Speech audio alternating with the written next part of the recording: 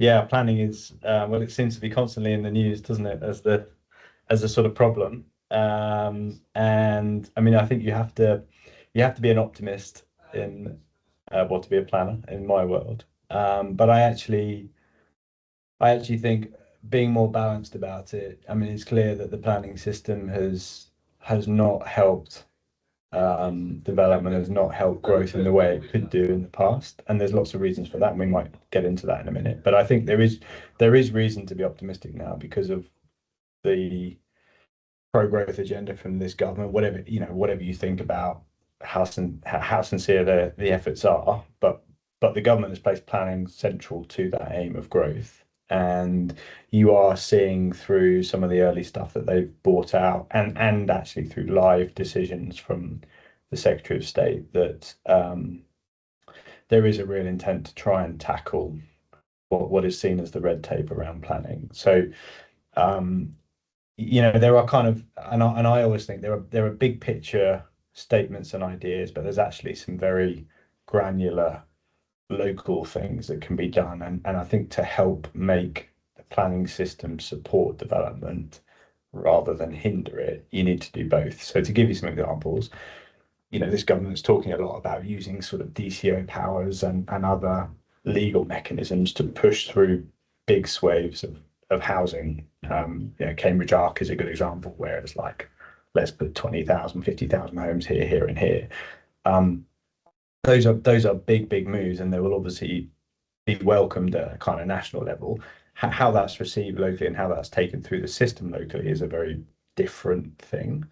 Um, so well-intentioned big statements can get bogged down in actual process and how you deliver it. But the other thing is, so that's big picture macro. At the very granular level, there's now guidance and ideas around thresholds for taking things to planning committee, deemed consent, more authority for officers to make delegated decisions.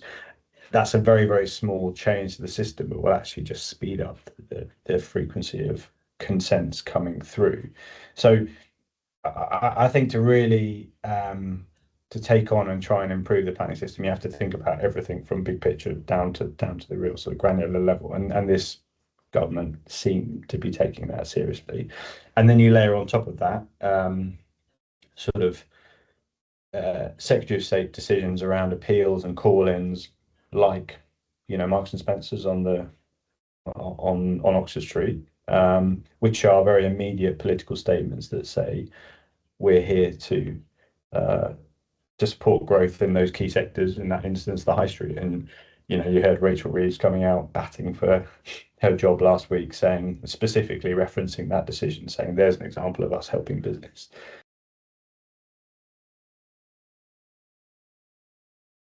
I, I think there's a lot there to be hopeful for, but of course, the planning arena is inherently political.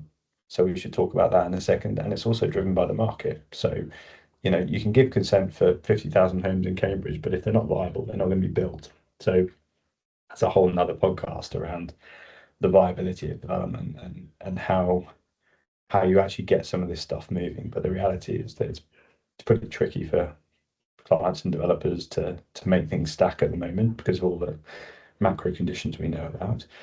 But it's inherently political. So, it's fundamental. I mean, I give a lecture at local university, and we talk a lot about the problems of and the natural tension of localism, which is like, if I say to you, Matthew, do you think there's a housing crisis? You'll say, yeah.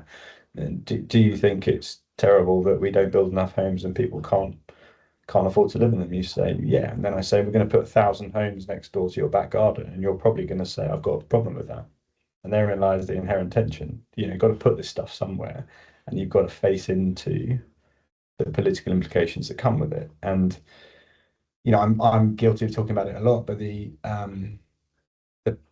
the planning system inherently being political works in 4-year cycles, whether it's the local elections or the national elections. And development in reality has a lot much longer time span. So you need consistency of policy and leadership and thought.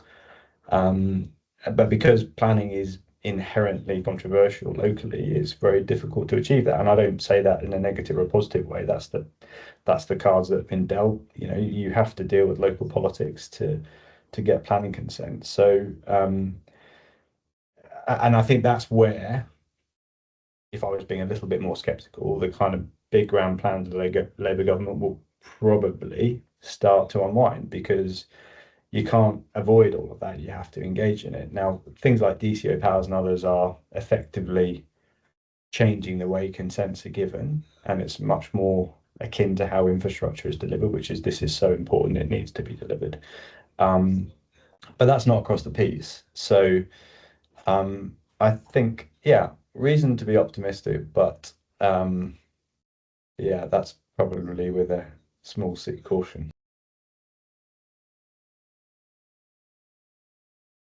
Most clients get the most out of planning where they understand and try to work with the constraints of the public authority.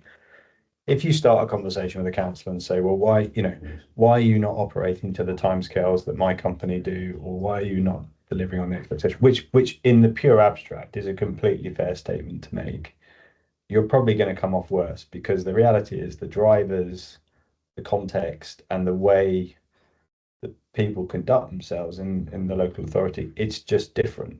And their KPIs and the metrics that they have to report to are also different. So the skill, and that's why people like us are involved, is to kind of bring together those two different kind of outlooks on the same issue and try and find some common ground. And 9 times out of 10, you can. But I think in a world where, I mean, a lot of our job is about consensus building, right? And I think, unfortunately, sometimes that takes time. And the one thing that hurts clients and development is the time it takes to get planning. So there's you understand, you can see both sides of it. But we're rarely involved in, I mean, most conversations we have with planning officers is, look, we're on the right track here, we're on board, we just need a bit more time to get there. And seasoned developers will give the authority that time because they're going to get the answer they want. But yeah, it's understanding that the context is different, I think, is really, really important, but quite hard from a commercial perspective.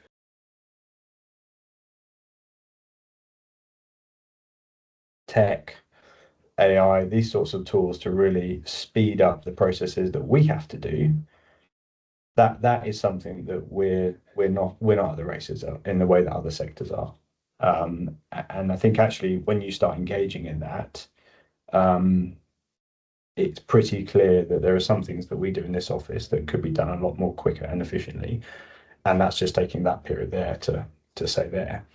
And that's the same for local government. So, I mean, an example, we're talking to the City of London about, how real life simulations of developments in 3D can be used for members to compute and process how a development will feel in its finished condition.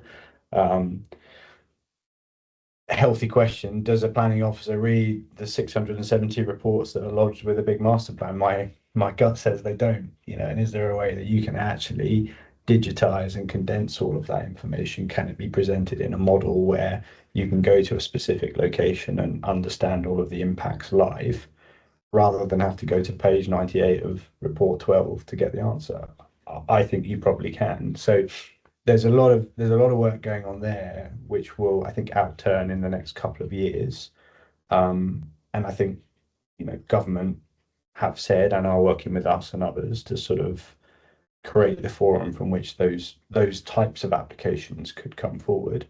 And what does that mean in terms of outcome? Well, if it takes me less time to produce it, it also takes a planning officer less time to read it, and therefore the process gets shorter.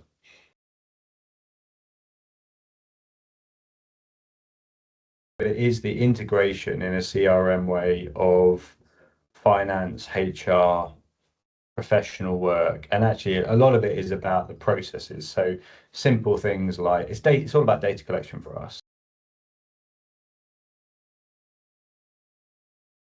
The final thing is, obviously, all of this is sort of subject to the market, right? And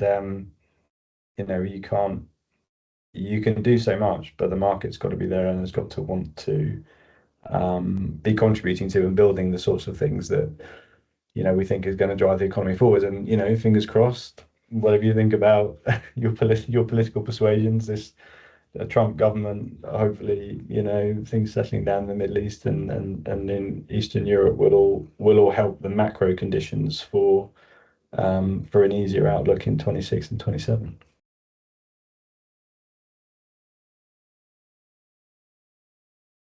We are Million. We're over 100 people based in Nottingham. We're a leading provider of a practice and project management software solution.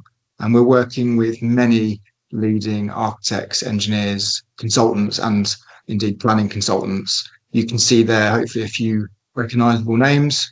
And we're helping them make better decisions, reduce risk, and increase profitability through a more joined up approach.